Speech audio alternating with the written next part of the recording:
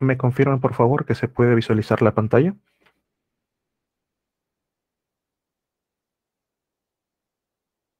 ¿Sí? Bien, chicos, entonces la clase anterior nosotros nos quedamos ya con el proceso de fecundación. Bien, llegamos a hacer la fecundación, donde ustedes observaron, bien, que por aquí en el primer tercio de lo que vienen a ser las trompas de falopio se lleva a cabo, bien, la fecundación del espermatozoide con el óvulo, y recién a nivel de blastocito, bien, este cigoto, este huevito ya se implanta en el útero. Bien. Pero todos estos pasos bien, corresponden a lo llamado como desarrollo embrionario. Bien, cuando se da el proceso de fecundación, cuando un espermatozoide logra ingresar dentro de un óvulo, se forma un nuevo huevo conocido también como cigoto. Bien, es un huevito fecundado. Este cigoto va a iniciar un proceso de división. Bien, se empieza a ordenar correctamente y luego se divide en 2 células, 4 células, 8 células, 16, 32 y así de manera exponencial. A toda esa etapa se le conoce como los clivajes. Bien, va clivando de par en par. Entonces, ese cigoto llega a un punto donde tenemos un cúmulo de células que no podemos contar, bien están completamente rellenitas de células, y se le conoce a esta etapa como mórula, bien por la forma de moritas que tiene. Chicos, hasta aquí, bien, el cigoto no ha aumentado de tamaño, por si acaso, simplemente ha aumentado de número, de una sola célula a una cantidad incontable de estas, bien. La mórula continúa con el proceso de desarrollo. Poco a poco las células se van reordenando y vamos a apreciar un espacio interno. Se va formando una cavidad. A esta cavidad se le conoce como el blastocele. Y cuando yo observo la presencia de un blastocele, estoy en la etapa de blástula. Bien, estamos observando una blástula. En esta blástula, las células empiezan a migrar hacia la parte inferior. Bien, poco a poco van migrando del llamado polo animal, que está por arriba, hacia el polo vegetal, que está por abajo. Como las células se están acumulando en la parte inferior, estas terminan introduciéndose para rellenar este espacio, para rellenar el blastocele. Cuando tú observas esta forma, esta invaginación, bien conocida como arquenterón, bien, ves que las células están ingresando para llenar el espacio, ya estás en la etapa final, conocida como gástrula. Bien, la gástrula se caracteriza por presentar al arquenterón. Ese orificio por donde estaban ingresando las células se conoce como blastoporo, y en el caso de nosotros, el blastoporo va a formar el ano. Bien, el arquenterón continúa ingresando hasta tener contacto con la parte opuesta, y por ese lado se va a formar la boca. Bien, entonces el arquenterón va a dar origen a todo lo que conecta la boca con el ano. Como aquí tenemos tres, digamos, capas celulares, y en cada una de ellas va a dar origen a distintos sistemas. La capa de células más internas, todas las que ingresaron, las que forman el arquenterón, se conoce como endodermo. Las células que quedaron afuera de manera externa van a formar al ectodermo. Entre ambas capas se forman unas células de relleno, bien que se le conoce como el mesodermo. Y acuérdense que meso del medio. A partir de esas capas embrionarias, ¿qué se van a formar? El endodermo, que es la capa más interna, va a formar todo aquello que conecta la boca con el ano. ¿Qué encontramos a nivel de endodermo? El sistema digestivo y el sistema respiratorio. Todo eso está conectado entre la boca y el ano. De manera externa, a partir del ectodermo, ¿qué vamos a desarrollar? ¿Qué cosa encontramos de manera superficial? Piel, pelo, uñas, y el sistema nervioso, que es bastante superficial. Cuando el sistema nervioso entra en contacto con el tejido epitelial, va a formar a los órganos de los sentidos, bien, a nivel del tacto, a nivel del gusto, del olfato, a nivel de la retina, bien. El mesodermo básicamente es el relleno entre ambos y también va a ser lo mismo para nuestros sistemas. El mesodermo forma todo el relleno entre el tubo digestivo, el que está entre la boca y el ano, y la piel y el sistema nervioso. ¿Qué vamos a encontrar de relleno? Huesos, músculo, grasa, otros sistemas como el reproductor, el excretor. Bien, todo eso surge a partir del mesodermo, básicamente tejido conectivo. Bien, muscular, circulatorio, óseo, excretor, reproductor. Bien, chicos, de esa manera es muy sencillo entender acerca de las capas embrionarias y los tejidos que van a formar. Bien, repito, el endodermo, directamente lo más interno, lo que conecta la boca con el ano. Bien, sistema digestivo, sistema respiratorio. El ectodermo, lo más superficial, lo más externo, piel, uña, pelos, bien, y el sistema nervioso. Y cuando el tejido epitelial y el sistema nervioso se combinan, forman órgano de los sentidos. El mesodermo, relleno, todo el relleno que está entre tu tubo digestivo y la parte externa. Músculos, hueso, sangre, sistema excretor, sistema reproductor, tejido conectivo, básicamente. Bien. ¿Quedaría alguna duda, alguna consulta sobre esta parte? ¿Algo que no se entienda sobre el desarrollo embrionario?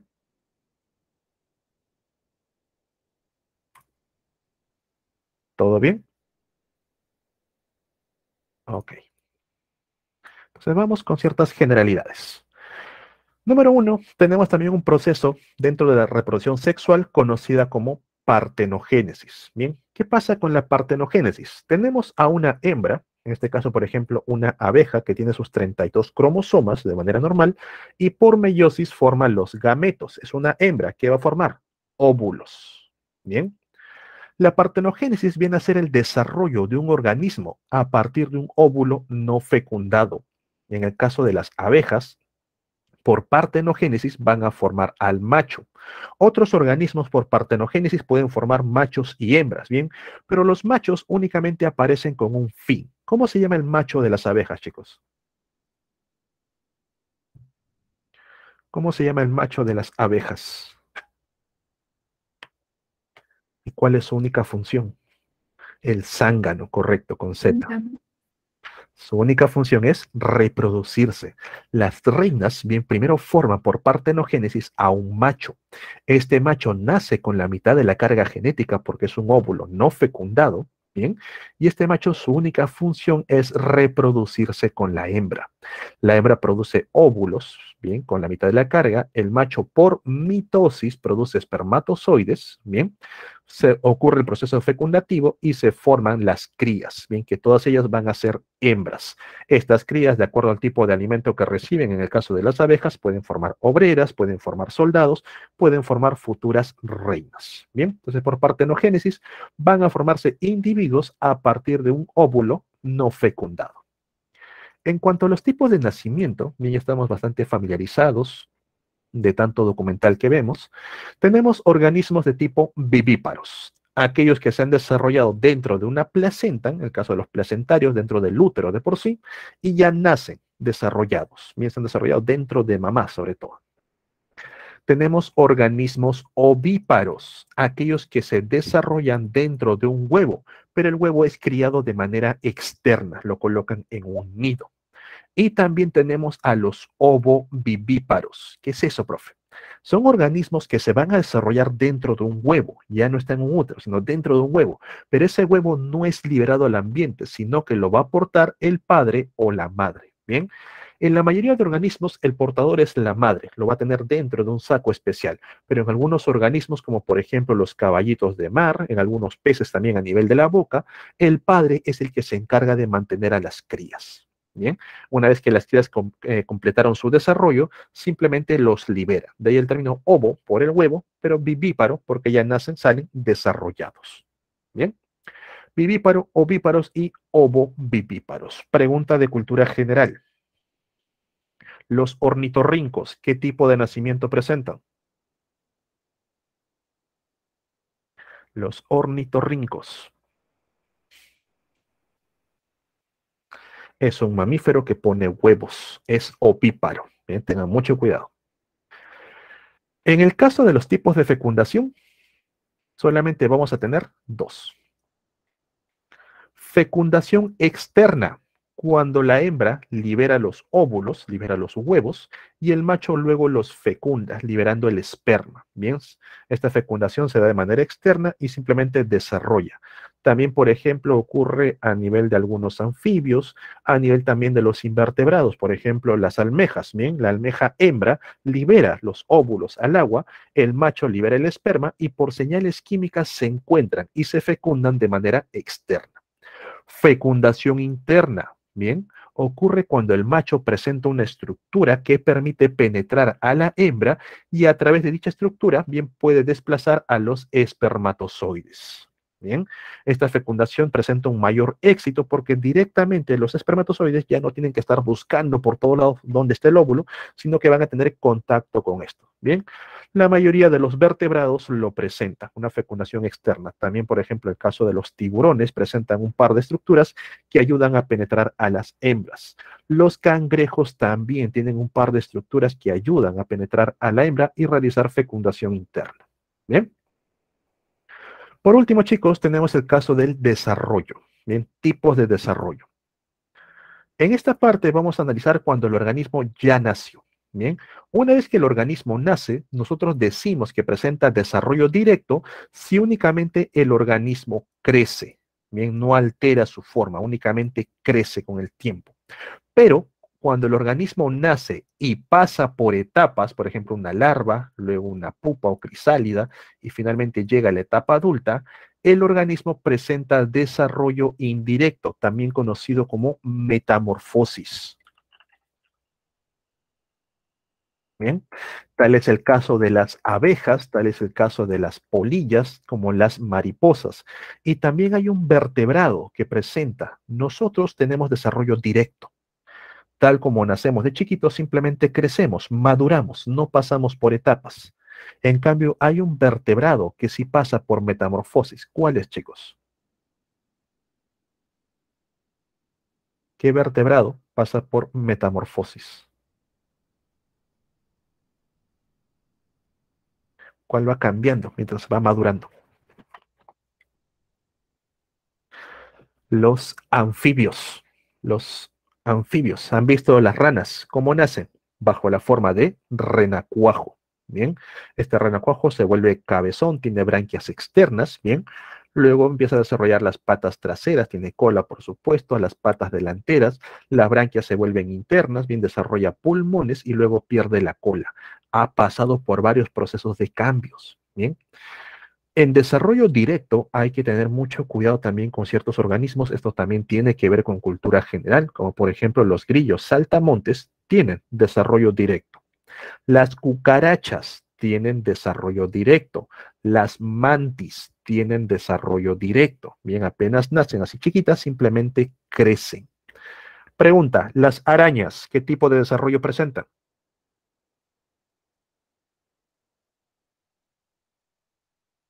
Directo, por supuesto. Han visto las arañas chiquitas, simplemente crecen, se hacen más y más grandes. Las abejas.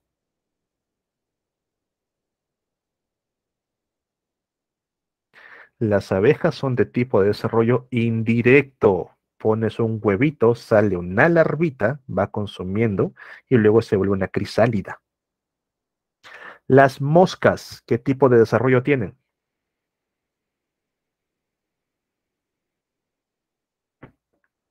Indirecto. ¿Han visto los gusanos de moscas que se forman? Bien. Ok. Entonces, chicos, esto como digo es un poquito de cultura general. Si es que te preguntan de algún organismo, no te van a poner organismos difíciles, bien, más que todos los que te he mencionado, cucarachas, moscas, cosas que es muy común observar, pero también si te preguntan por ahí, ¿cuál de ellos desarrolla metamorfosis? El indirecto. ¿Cuál de ellos únicamente crece con el tiempo? El de directo. Bien, nosotros somos de desarrollo directo. Y bien, chicos, hasta ahí sería la clase de la semana anterior. ¿Quedaría alguna duda, alguna consulta? ¿Algo que no se haya entendido hasta aquí sobre repro? El sexo se define desde la fecundación. Bien, el sexo desde que el espermatozoide fecundó. Recuerda que el espermatozoide tiene 50% de probabilidades. Puede presentar cromosoma Y o puede presentar cromosoma X, mientras que el óvulo únicamente es cromosoma X. Bien, Dependiendo del tipo de espermatozoide que logra fecundar, ya el sexo está definido. ¿Bien? Ok. ¿Todo claro entonces? Profesor, ¿podría Adelante. explicar, disculpe, ¿podría explicar otra vez la parte de partenogénesis, por favor? Correcto. Bien. Entonces, te he mencionado. Voy a borrar todo esto, chicos. Listo. La partenogénesis es un caso especial de reproducción sexual. Es reproducción sexual, donde las hembras, bien, por meiosis forman los gametos, que son los óvulos, y estos óvulos pueden desarrollar directamente un organismo. Bien, el cual puede ser macho, como el caso de las abejas, o también pueden ser hembras. A esto se le conoce como partenogénesis, bien, cuando un organismo desarrolla a partir de un óvulo no fecundado. En el caso de las abejas, ¿bien? La hembra va a formar a los machos, a los zánganos, por partenogénesis, porque estos zánganos tienen como única función reproducirse con las hembras, ¿bien? Al momento que se reproducen, generan recombinación genética, aquí está el óvulo de la hembra, el esperma del macho, y forman nuevos organismos con la carga genética combinada, ¿bien? Pero la partenogénesis únicamente es esto, el desarrollo de un organismo a partir de un óvulo no fecundado. ¿Bien? ¿Alguna otra duda, alguna otra consulta? ¿Todo bien? No, profesor, gracias. Bien, chicos, entonces vamos con la clase que nos corresponde ahora sí a esta semana. A ver, por aquí. Ahí está. Bien. Esta semana nos toca hablar acerca de las leyes de herencia. Bien, cómo es que la genética bien, va a permitir que ciertas características sean heredables. Si ustedes recuerdan, bien, Navidad, Año Nuevo, es muy común que sus amigos, bien, sus familiares, suban fotos, bien, en familia, deseándole las felices fiestas, todo eso. Y a mí siempre me gustan esas etapas porque yo veo los estados y empiezo a ver las características genéticas marcadas. Bien, habrán visto que en ciertas familias hay predominancia, tal vez los padres, bien, junto con los hijos tienen el cabello rizado o tienen la piel muy clara o tal vez la nariz achatada o los ojos rasgados, los pómulos levantados. Entonces, hay ciertas características que predominan, pero siempre por ahí hay un bichito raro. Bien, hay uno que no concuerda con toda la figura, hay uno que tiene caracteres muy distintos. Bien. Todo eso hace 100 años era todavía desconocido. No se sabía exactamente cómo es que estos factores bien, se iban heredando de los padres a los hijos. Se sabía que existía cierta relación, mas no sabían cuál era la probabilidad de por sí. La altura se hereda, por supuesto, también está en los genes. Bien, pero ojo, hay que entender ciertas cositas de la genética antes de que sacrifiquen a sus padres por no haber crecido tan altos o que piensen que ustedes también, al igual que sus padres, pueden crecer muy altos o muy bajos. Bien, vamos con cierta terminología. Número uno.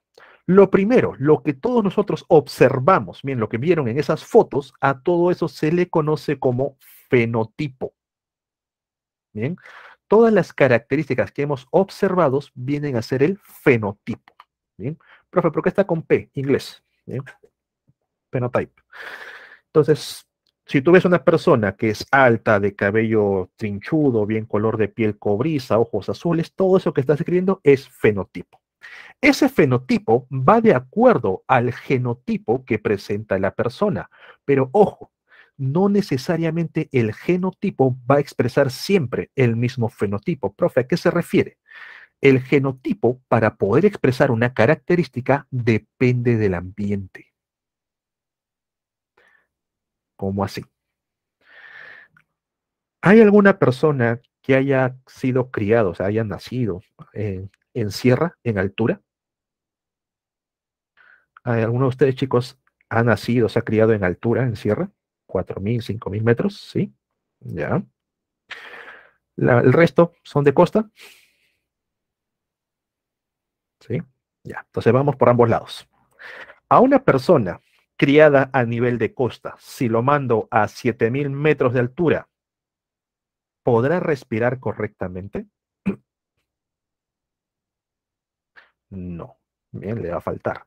Mientras que una persona de altura, bien, está acostumbrada a ese clima y respira correctamente. Profe, son los genes. Tranquilo. Si esa persona de altura lo mando a la costa, ¿qué es lo primero que observan cuando una persona bien viene de provincias, viene de los Andes? ¿Qué es lo más llamativo? cuando se empieza a acostumbrar al clima húmedo. ¿No he visto que se ponen chapositos? ¿Por qué? Porque no están acostumbrados a la humedad. Bien, igual les pasaría a ustedes si son de costa y van a la selva, van a estar rojitos. Bien, no han sido acostumbrados a la humedad. Profe, también tiene que ver con los genes, son genes distintos.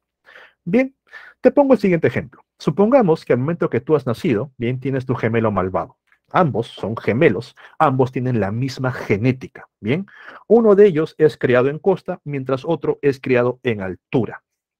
El gemelo de costa se acostumbra a las condiciones ambientales de costa, alta humedad, altos niveles de oxígeno, con lo cual la piel se mantiene, digamos, normal, no tiene que estar resistiendo a la resequedad, no pasa nada, y respira con tranquilidad, con lo cual los pulmones también adquieren cierto tamaño, lo suficiente, y los alvéolos también tienen ciertos niveles de membranas que permiten el intercambio gaseoso.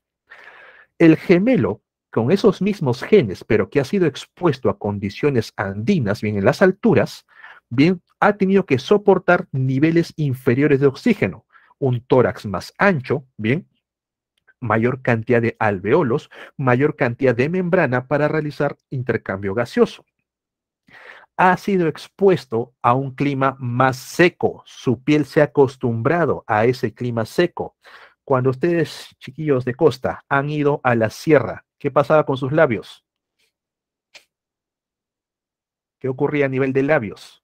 Se cuarteaban, se resecaban, estaban con su mantequilla de maní a cada rato, porque no están acostumbrados a un clima seco. En cambio, esas personas de altura no tienen ningún problema, porque las condiciones han hecho que su genotipo desarrolle características, bien, que les permitan subsistir a ese ambiente. Entonces, a pesar de que genéticamente poseen los mismos genes, valga la redundancia, bien, el ambiente ha determinado que ciertos genes se expresen y otros se silencien.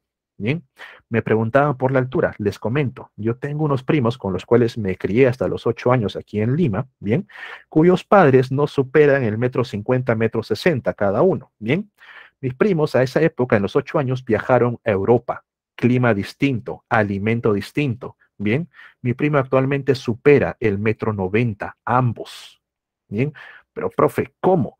Porque los genes han sido expuestos a distintas condiciones y han desarrollado de otra manera el distinto tipo de alimento, el tema de contaminación y todo eso, bien, altera la expresión genética.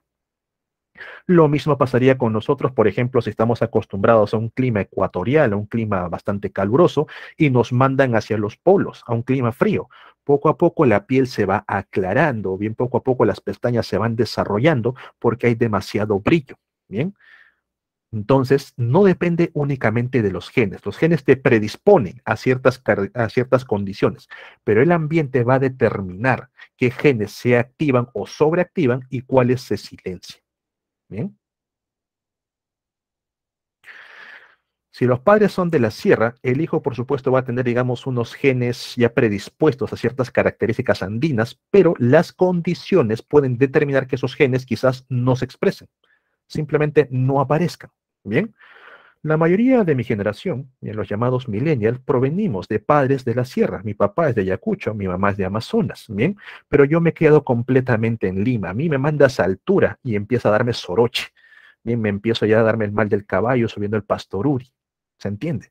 A pesar de que mis padres tengan la genética, ellos se han criado en ambientes de sierra, yo he estado siempre dispuesto a condiciones de costa. Bien, entonces me cambian las condiciones, mis genes no se han adaptado a eso, tienen que volver a readaptarse. Bien, entonces chicos, eso es para que se entienda. El fenotipo es lo que nosotros vemos, depende del genotipo, pero básicamente depende del ambiente. El ambiente determina la expresión de dicho genotipo. Bien. La altura te cambia las condiciones, frío, niveles de oxígeno, bien brillo solar y todo eso. Entonces, todo eso se considera ambiental. Y tus genes van a responder en base a eso. Bien.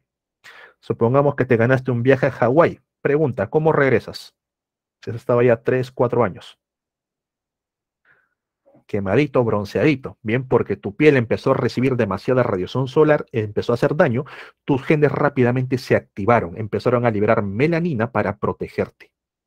Entonces te das cuenta, el ambiente influye a que los genes se activen. Ah, la altura, sí, la altura también depende. La altura de una persona, por supuesto. Los genes te van a predisponer a que mantengas cierta altura, pero tú puedes ganar más o ganar menos de acuerdo al tipo de alimentación, a los niveles de estrés, a la contaminación ambiental, a todo eso. Bien. Y por supuesto, cuando estás en la etapa de crecimiento, ya más allá de eso, ya es un poco más difícil cambiarte. Bien. Ok. Profe, a todo esto, ¿qué cosa es un gen? Un gen es una porción del ADN. Bien, recuerda que tú tienes una gran cantidad de hebras de ADN. Mejor dicho, una hebra bastante larga, la doble cadena.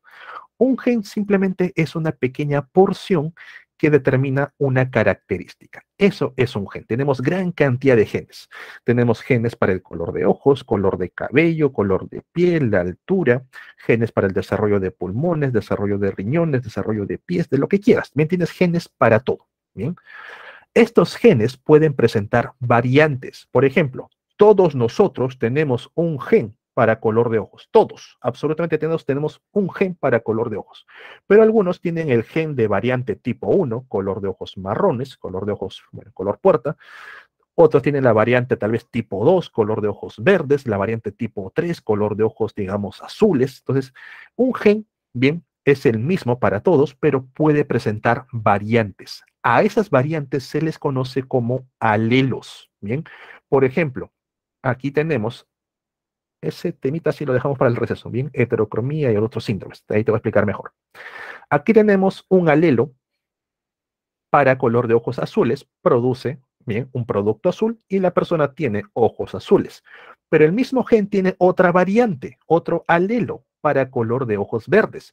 Produce otro producto y desarrolla la variante de ojos verdes. Bien, entonces es el mismo gen, bien, que desarrolla una característica, pero tiene sus variantes. Bien. Entonces, no es que, profe, yo tengo los genes para ser alto y mientras mi amigo tiene los genes para ser bajo. No, ambos tienen los genes de altura, solamente que uno tiene la variante para alto y otro tiene la variante para bajo.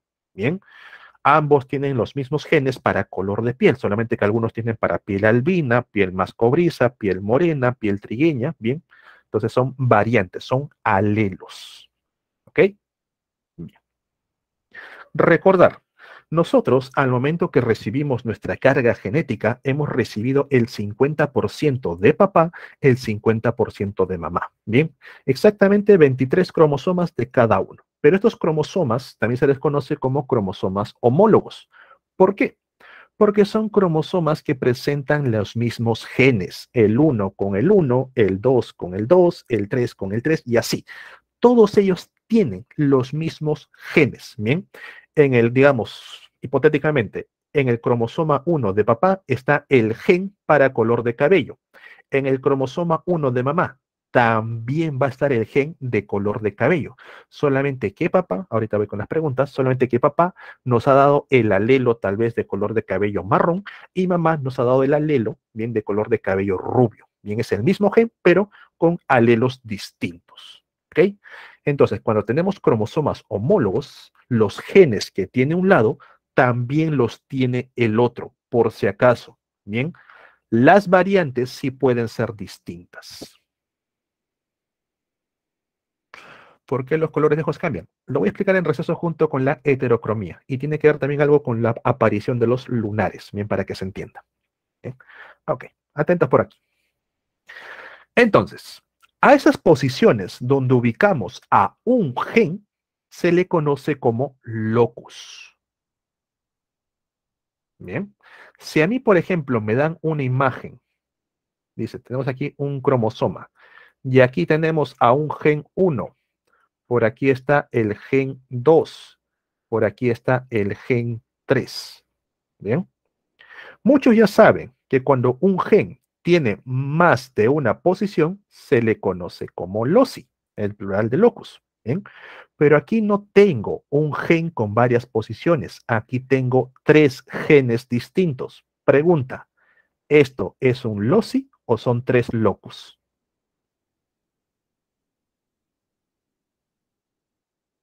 Son 3 locus. Profe, no entendí. Repita. Locus es la posición de un gen, para un solo gen. Bien, es normal que un gen únicamente se ubique en una sola sección, pero a veces el gen está determinado, el mismo gen está determinado por más de una porción. Puede ser la de acá, junto con la de aquí y junto con la de arriba.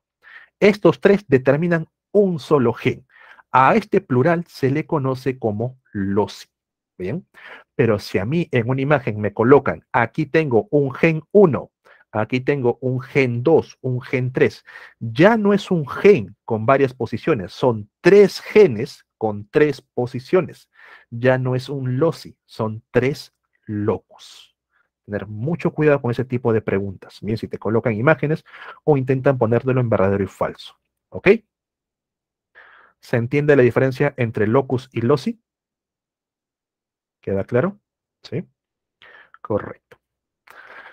Entonces, nosotros de papá y de mamá heredamos los mismos genes, pero heredamos distintas o iguales variantes, ¿bien? A los llamados alelos. Estos alelos van a competir entre sí para ver cuál de ellos se expresa. Ahí vamos a encontrar al llamado alelo dominante, el cual se representa con una letra mayúscula. Bien, se llama dominante porque donde esté se va a expresar, mientras que el otro que no logra expresarse es un alelo recesivo, bien, que es opacado por un dominante. En una sola palabra, chicos, un alelo dominante, ¿cuándo se expresa?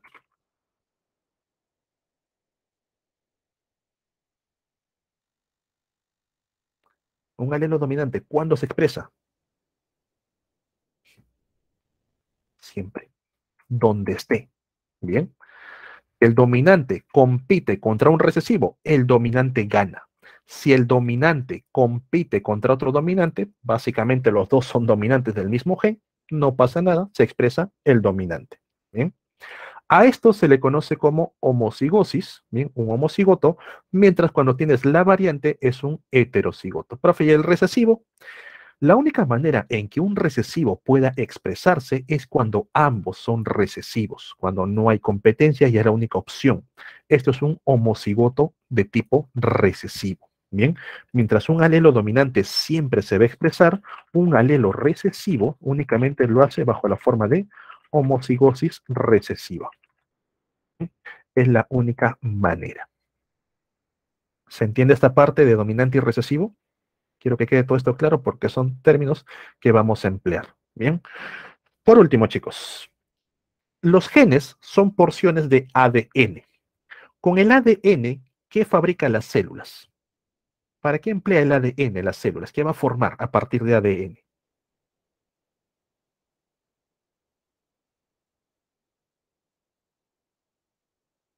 Proteínas, es lo único. Profe, entonces, ¿los genes básicamente son para formar distintos tipos de proteínas?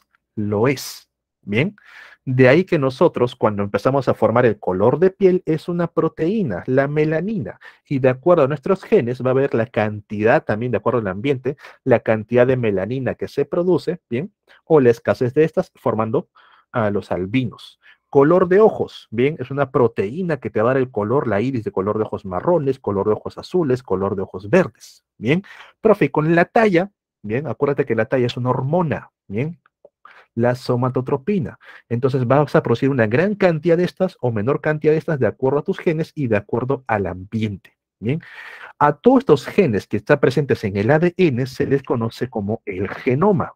Y como a partir de los genes nosotros desarrollamos las proteínas, a todo ese conjunto de proteínas se les conoce como los proteomas. Bien, es el proteoma. Algunas personas, debido a ciertos genes que no están presentes, bien, no están presentes en su genoma, no desarrollan ciertas proteínas, como por ejemplo el caso de diabetes tipo 1. Estas personas no tienen los genes para desarrollar la insulina, con lo cual no tienen esta proteína y no pueden capturar el azúcar en sangre. Bien, entonces todos nosotros tenemos un genoma y un proteoma a partir de este genoma. Pregunta final para cerrar el tema. El ADN que está presente en una célula epitelial en mi dedo, ¿es el mismo ADN que está en una célula muscular en mi pierna? ¿Sí o no?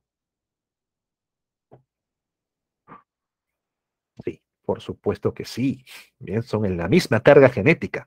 Profe, entonces, ¿por qué uno desarrolló como piel y otro desarrolló como músculo? Porque ciertas partes, ciertos genes fueron activados y otros silenciados.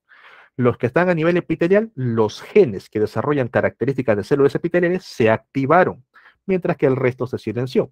Los que están a nivel muscular en mi pierna, los genes que desarrollan características musculares se activaron. Bien, por eso, chicos, que cuando aparecen los tumores, bien, los tumores pueden desarrollar cualquier estructura, porque los genes ya no tienen control, simplemente expresan.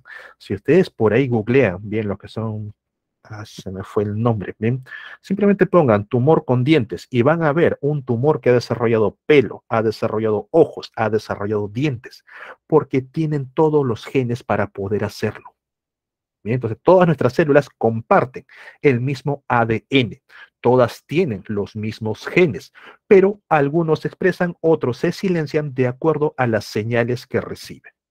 Bien, ok. Bien, chicos, pasamos a la siguiente diapo. Es muy fuerte la imagen, pero bueno, si aguantan. Fibromas, no recuerdo cómo se llama, chicos, bien, se me fue el nombre. Vamos con lo que viene a ser un poco de historia. Bien, Mendel y las leyes de la herencia. Bien, recordad, como les dije, la genética no lleva más allá de 100 años, bien, unos cuantos, bueno, un siglo, un poquito más. Pero su precursor fue el señor Johann Gregor Mendel, un monje austriaco, el cual empezó a observar, bueno, no había WhatsApp en su época, pero él observaba que las plantas mostraban ciertas características visibles muy llamativas. Había algunas que nacían altas, otras que nacían bajas, unas que tenían flores púrpuras, otras flores blancas, semillas amarillas, semillas verdes, y Mendel bien le interesó saber cómo es que algunas tenían predisposición a desarrollar ciertas características y otras no. Bien, recordar, chicos, si te colocan preguntas de verdadero y falso, bien, te dicen ahí, Mendel dijo lo siguiente. Número uno, Mendel no sabía y jamás empleó los términos ADN, se desconocía en la época, no conocía lo que vienen a ser los genes. Mendel no sabía de mitosis, no sabía de meiosis. Bien, él desconocía completamente cualquiera de esos términos. Cuando Mendel desarrolló su trabajo, se empleó únicamente en el llamado método científico. ¿Bien? Lo empleó a profundidad. Una observación, se propuso un problema, planteó hipótesis, bien, lo llevó a experimentación, obtuvo resultados, un análisis matemático y sacó conclusiones con las cuales fue formando teorías. Bien, Mendel únicamente se basó en el método científico. Voy a colocarlo por ahí porque si no, después sale con que no sabía método científico. Segundo, Mendel, sí, solamente observó fenotipo y desconocía que se llamaba fenotipo. Para él lo observable se conoce como carácter. Bien. Mendel decidió trabajar con un organismo conocido como el Pisum sativum o también llamado la arberja o guisante. Bien. Profe, ¿por qué trabajó con esa plantita y no con otro organismo? Si a ti, por ejemplo, te colocan en el examen que hagas una prueba genética, bien, que desarrolles el trabajo de Mendel y te piden seleccionar un organismo, bien, ese organismo tiene que cumplir ciertas características. Número uno, ese organismo debe presentar un rápido desarrollo. Tú no vas a trabajar con elefantes, no vas a trabajar con ballenas, ¿bien? Porque los meses de gestación son más allá de un año y hasta que el organismo llegue a la etapa adulta son otros años y hasta que vuelva a tener crías son muchos más años. Bien, te demoraría demasiado tiempo tener generaciones. Necesitas un organismo de rápido desarrollo, como por ejemplo moscas, ¿bien? Un ciclo de vida de 30 días. Bien, en cuestión de 10 ya tienes la siguiente generación. O por ejemplo ratones, más parecido a los mamíferos, los cuales al cabo de 2, 3 meses ya están reproducibles y ya van a formar nuevas generaciones. Entonces, necesitas un organismo de rápido desarrollo.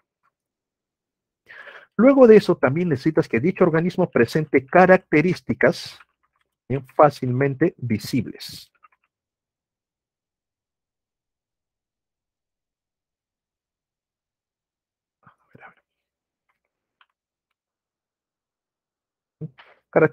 Características que nosotros podamos, digamos, analizar y comparar bien fácilmente. No tengamos que abrir el organismo para ver qué tipo de hígado tiene, todo eso, porque es muy complicado. Y número 3, bien, necesitamos que este organismo genere bien abundante descendencia, que tenga varias crías. De nada me sirve trabajar con organismos que solamente presentan una sola cría porque voy a perder mucha información. Me conviene que tengan una gran camada, una gran cantidad de hijos. Por eso que también se trabaja bastante con las moscas, bien, que tienen una gran cantidad de huevos. Entonces, todas estas características las tiene Pisum sativum. Un rápido desarrollo en cuestión de semanas, bien, características fácilmente visibles, el tamaño, el color, la forma, y genera bastante abundancia, pero abundante descendencia, bien, genera una gran cantidad de semillas. Los perros demoran bastante en ser reproducibles, 3, 4 años, bien, para que estén en la etapa reproductiva. Ahí por eso es que mejor se trabaja con organismos más sencillos, más rápidos. Bien, puede ser peces, que demoran cuestión de 1 o 2 meses en ya volver a reproducirse. Bueno, hasta 6 meses, si no me equivoco. Ok. Mendel, al momento que presentó sus trabajos, bien, no fue, digamos, reconocido como tal, no le dieron la importancia. Mendel murió sin saber la gran importancia que tenían estos trabajos. Bien, murió en el 84, pasaron después casi 16 años para que los trabajos de Mendel fueran redescubiertos, bien, y fueran se les diese la importancia adecuada que tenía. Bien, fueron descubiertos por 3 botánicos, cada uno de manera independiente, cada uno por su lado. Hugo de Bryce, bien, Carl Correns y Eric von Schermach. Bien. Al momento que redescubrieron los trabajos de Mendel como botánicos estudiando Pisum sativum, sabían la importancia de esta información en cuanto a las leyes de herencia. Gracias a eso se nombra a Gregor Mendel el padre de la genética. Al final no supo realmente la importancia de su trabajo, pero que hoy en día genera una revolución enorme en cuanto a las técnicas genéticas que empezamos recién a dominar. ¿Bien? Ok, chicos, entonces todo esto para tenerlo en claro en preguntas de verdadero y falso. Mendel lo que no sabía, lo que empleó, el organismo, bien, las características de dicho organismo y cómo es que el trabajo fue redescubierto. Bien, 3 botánicos, cada uno por su cuenta, de manera independiente. Dentro de las preguntas de genética respecto a los trabajos mendelianos, bien, o característica o herencia mendeliana, van a colocarte uno u otro organismo. Si se trata de un organismo cualquiera, por ejemplo, un cuy, un zorrito, un perro, una flor X, te van a indicar cuál es dominante, cuál es recesivo. Bien, te lo van a poner en la pregunta o te van a colocar el texto para que tú lo deduzcas. Pero si se trata de Pisum sativum, de la arberja, el organismo estudiado por Mendel, no te van a decir si es dominante o recesivo. Tú tienes que saber cuál es cuál. Bien. Mendel trabajó con 7 caracteres de este organismo. En la columna de la izquierda tenemos la forma dominante, mientras que en la columna de la derecha tenemos la forma recesiva. Para que se te haga sencillo, señores, la forma de la semilla va de acuerdo a la forma de la vaina y la forma lisa siempre es dominante sobre la forma rugosa. Bien, ahí ya vas 2. El color de la semilla, bien, es inverso al color de la vaina. Bien, ustedes siempre comen semillas verdecitas que son las recesivas, pero la dominante es la amarilla. Bien, la vaina es al revés, la vaina verde es la dominante. Mientras que las semillas verdes, que son recesivas, su inversa, la vaina amarilla es la recesiva. En cuanto a color y tamaño, es lo clásico.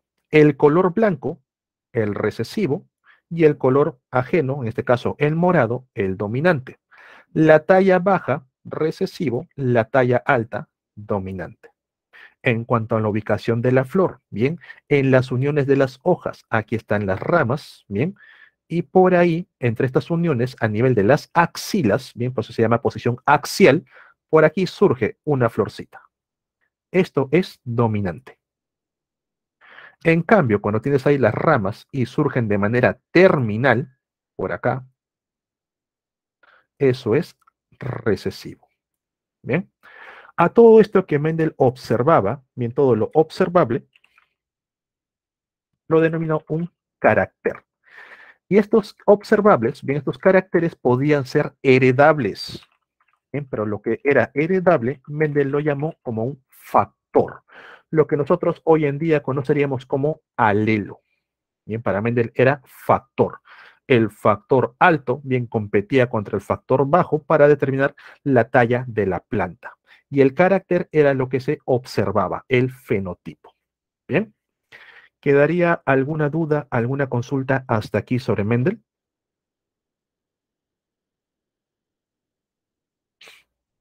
¿Todo bien? Ok. Entonces, vamos con la primera de Mendel. ¿Ya? La primera ley de Mendel, ¿qué nos dice? Al cruzar dos líneas puras, profe, ¿qué son líneas puras? Líneas puras son organismos que presentan los genotipos homocigotos, ¿bien? Pueden ser homocigotos dominantes u homocigotos recesivos, ¿bien? Pero tienen que ser los mismos alelos, ¿bien? Los dos dominantes o los dos recesivos. Eso es una línea pura. Al cruzar dos líneas puras que poseen variación de un mismo carácter, lo que estamos viendo es distinto, ¿bien? En la primera generación, la F1, ¿qué es eso? Cuando tú cruzas dos organismos iniciales, a ellos se les conoce como los padres o parentales. Bien, son los que van a iniciar toda la descendencia. Los primeros hijos, la primera filial, se le conoce como la F1. Bien, son la primera descendencia, la primera generación. Si a esta primera filial, a esta primera F1, la vuelves a cruzar consigo misma, obtienes la F2, la segunda filial, y así. Entonces tienes los parentales, obtienes la F1, cruzas a la F1 con la F1, obtienes la F2, cruzas a la F2 con la F2, obtienes la F3, y así, generación tras generación. Bien, entonces Mendel nos dice, en la primera generación, todos los descendientes mostrarán la variación dominante. Y al cruzar los híbridos, profe, ¿qué son híbridos? Híbridos es otra forma de llamar a los heterocigotos. Bien, si el homocigoto es línea pura, el heterocigoto es híbrido. Bien, al cruzar a los híbridos de la F1, la variante dominante se presentará en proporción de 3:1 con la variante recesiva. Bien, entonces la dominante va a ser como 3, mientras que la recesiva va a ser como 1. ¿Bien? Traduzcamos todo esto a imagen. Entonces, Mendel nos dice que los parentales, bien, los P se representa con la letra P al inicial, son dos líneas puras, ¿bien? Pero de variación para el mismo carácter. En este caso estamos viendo la textura, la forma de la semilla, ¿bien? Línea pura para liso, homocigosis dominante, línea pura para rugoso, homocigosis recesiva. Recordar, chicos, que aquí existe la llamada dominancia completa, donde el alelo dominante se impone al alelo recesivo. Bien, esta semilla lisa, al momento que va a producir sus gametos, bien, todos van a presentar el alelo dominante. Esta semilla rugosa, por su parte, también todos van a presentar el alelo pararugoso, el alelo recesivo. Realizamos el cruce, bien, puede ser el óvulo de acá con el polen de acá o viceversa, el polen de aquí con el óvulo de acá, cualquiera. Obtenemos una planta que presenta una combinación de alelos. Este es el híbrido, el heterocigoto que aparece en la F1. Bien, tiene un alelo dominante. Pregunta, chicos, ¿el alelo dominante cuándo se expresa? Siempre. Donde esté, se debe expresar. Como tiene un alelo dominante, no importa si el otro es dominante o recesivo, en este caso es un recesivo, el dominante se expresa, con lo cual todas las semillas de la F1, absolutamente todas, expresan el carácter liso. Bien, a esta F1 la voy a volver a cruzar para obtener la F2. ¿Cómo realizo el cruce? Esta semilla heterocigota, bien, o híbrida, el 50% de los gametos van a tener el alelo dominante y el otro 50% el alelo recesivo. Bien, coloco ambos hacia cada lado en un cuadrito y realizo un cruce de 2 en 2. Bien, obtenemos 3 de las 4 semillas expresan el carácter dominante, el carácter liso. Una de las 4 expresa el carácter recesivo, el carácter rugoso, demostrando bien lo que viene a ser la proporción mendeliana, una proporción fenotípica, que es lo que nosotros observamos. 3 expresando el alelo dominante y 1 que únicamente expresa al alelo recesivo. Mendel no habló jamás de proporciones genotípicas. Él desconocía acerca de genes, por si acaso, ¿bien? Pero nosotros actualmente sabemos que uno presenta homocigosis dominante, otro presenta homocigosis recesiva y dos, el 50%, expresan heterocigosis. ¿Bien? ¿Se entiende, chicos, la gráfica desarrollada por Mendel? ¿Se entiende este ejemplo gráfico? ¿O a alguien le queda alguna duda? Bien. Saquémosle el jugo a la gráfica. Pregunta, chicos. Cuando han visto fotos entre, o sea, fotos de ustedes de chiquito, fotos de sus padres, mamá o papá de chiquitos, foto de sus abuelos de chiquitos, ¿a quién se parecen más? ¿A sus padres o a sus abuelos? ¿Han tenido esa experiencia? ¿A quién se parecen más? ¿A sus padres o a sus abuelos? Seguro que a sus padres. Revisen bien. Hay mayor probabilidad de parecernos a nuestros abuelos. Profe, ¿por qué? Te pongo otro ejemplo. No sé si habrás visto que hay alguna característica presente en tus abuelos, por ejemplo, digamos, por ahí tenemos una abuela de ojos verdes, que ni tus padres, ni tus tíos, ninguno de ellos lo tiene, ¿bien? Pero vuelve a aparecer en ti o tus hermanos o tus primos. No sé si en tu familia pasa eso. Hay cierta característica presente en los abuelos, algo llamativo, que desapareció una generación y volvió a aparecer en la siguiente. Por ahí tal vez uno de tus primitos, tus primitas ha sacado los ojos de la abuela, ¿bien? O ha sacado el lunar del abuelo por ahí, ¿bien? ¿A qué se debe todo eso? Cuando se presenta una característica recesiva, ¿bien? Por lo general, en la primera generación desaparece. No hay rastro de esa característica, pero está presente, silenciado por ahí en los genes. La característica vuelve a aparecer una generación después. A esto se le conoce como el salto generacional. Cuando detectes eso, te vas a dar cuenta que esa característica es recesiva. Bien. Otro dato. Los parentales, vean por aquí. Los parentales, bien, en la primera generación únicamente se lleva la característica de uno de ellos, pero en la segunda generación, ya genotípicamente hablando, los parentales vuelven a aparecer. De ahí que haya mayor semejanza con los abuelos que con los propios padres. Bien, un salto de una generación completa. Si no me creen, revisen los álbumes, vean. Quizás si ustedes presentan características dominantes, bien, es normal que se parezcan mucho a sus padres, también a sus abuelos dominantes, pero si por ahí tienen mayor variación genética, van a notar que se parecen más a los abuelos que a sus propios padres cuando eran pequeños, por supuesto. Bien. Ok, chicos. A todo esto, bien, Mendel lo llamó la ley de la segregación. Queda con ese nombre. ¿Alguna duda, alguna consulta, algo que no haya quedado claro? ¿Todo bien hasta aquí? Bien.